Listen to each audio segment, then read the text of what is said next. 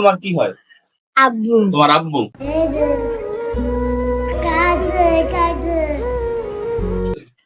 বিসমিল্লাহির রহমানির রহিম। আসসালামু আলাইকুম। আমাদের সফলতা এখানেই।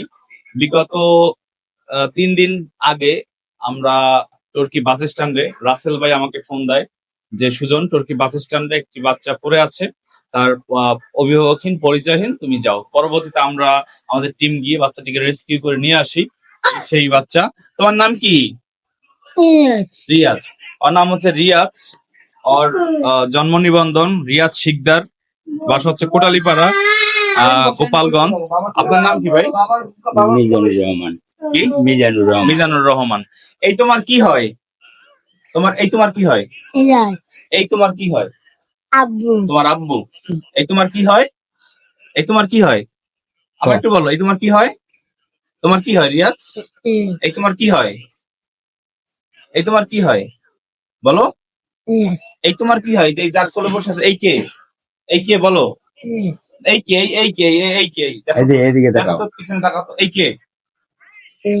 এই কে বলো, একটু বলো। না না, এই যে এই কে? ছবি দেখেন। এই কে? এই কে? ছবি হয়েছে না, ছবি দেখেন। এই কে? এই কে? এই কে? এটা তোমার কে দেখা তো? এই কে? দাঁড়া, মোবাইল নাও। এইটা কে? এই কে? এইটা কে? এই কে? এই কে? এই কে? এই তোমার আব্বু? এই তোমার আব্বু? এই তোমার আব্বু? এই তোমার আব্বু? আচ্ছা, এইটা তার এই ছবি। এই হচ্ছে তার ছেলে। আমরা এই বাচ্চাটাকে খুঁজে পাওয়ার পরে বাচ্চাটিকে পাওয়ার পরে হচ্ছে ফেসবুকে আমরা পোস্ট করি। তো ফেসবুকে পোস্ট করার পরে বিভিন্ন গ্রুপে বিভিন্ন মহল আমাদেরকে সহযোগিতা করেছে, সাপোর্ট করেছে। তো এই বাচ্চাটির বাবা আমাদের পাশে। আমি একটু রাসেল ভাইকে জিজ্ঞেস করবো যে বাচ্চাটি কোথায়, কি অবস্থায় দেখে। রাসেল ভাই। আসসালামু আলাইকুম। তো আমি সুজনরে ব্যক্তিগতভাবে ধন্যবাদ, ও আমার ছোট ভাই। তো আমি তুর্কি বাস স্ট্যান্ড হঠাৎ করে আসার পরে বাইক থামানোর পরে বাচ্চাটা দেখলাম যে কোথা থেকে আসছে জিজ্ঞেস করলাম, ও দেখলাম এলোপাতালি দৌড়াদৌড়ি করতেছে, ছোটাছুটি করতেছে। করার পর আমি বলতেছি যে আমি ডাক দিছি, ডাক দেওয়ার পর আসে না। তারপর আমি হাত ধীরে ধরে কাঞ্চন ভাই, ওই জায়গায় একটা চায়ের দোকান আছে, কাঞ্চন ভাইয়ের দোকানে বসাইলাম। জিজ্ঞেস করলাম তোমার নাম কি? কিছুই বলতে পারতেছে না। তুমি কোথা থেকে আসছো? বলতে পারতেছে না। তখন এই সময় আমি আরো লোকজন জড়ো হয়। জড়ো হওয়ার পর আমি আমার ছোট ভাই সুজনরে আমি ফোন করি, এইভাবে একটা বাচ্চা পাওয়া গেছে, তুমি একটু এই বাচ্চাটা একটু দেখো। তখন তার সুজন বাচ্চাটারে উদ্ধার করে। তো এই জন্য সুজনরে আমার ব্যক্তিগত পক্ষ থেকে মানে ধন্যবাদ দিয়ে ছোট করা যাবে না। ও মানবতা ফেরিওয়ালা, আমি বলি সবসময়ের জন্য। কাজী সুজনের আর একটা উপাধি আমি দিচ্ছি নিজের থেকেই, যে মানবতার ফেরিওয়ালা। তো ধন্যবাদ কাজী সুজন রে। যাক, ধন্যবাদ ভাইয়া। এই ভালো কাজে, মানবিক কাজে হচ্ছে সাপোর্ট দেওয়ার জন্য, উৎসাহ দেওয়ার জন্য। আমি এই যে মিজানুর রহমান ভাই, ওর মূলত সমস্যা কি? মাথার ব্রেনের সমস্যা। আচ্ছা, ও একটু মানসিক ভারসাম্যহীন, যার কারণে হচ্ছে ওর ঠিকানা সঠিকভাবে বলতে পারে না।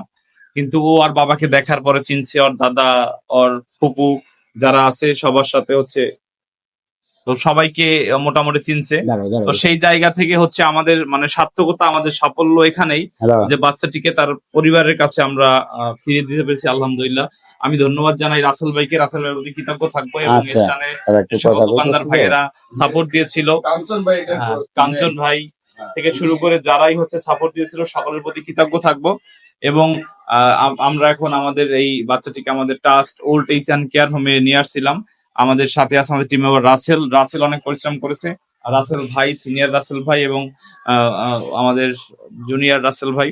তো আমি আবারও রাসেল ভাইয়ের প্রতি কৃতজ্ঞ থাকবো। ভাই এই মানবিক কাজে সাপোর্ট দিয়েছেন। এবং আমরা আসলে, আপনার কেমন লাগছে আপনার বাচ্চাটাকে খুঁজে পেয়ে?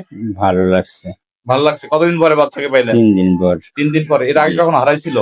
হারাইছে। এর আগে হারাইছিল? জি, পাইছি। পাইছেন? এলাকার ভিতরে। ও এলাকার মধ্যে ছিল? এরকম দূরে কখনো আসে নাই? না, এই ফার্স্ট।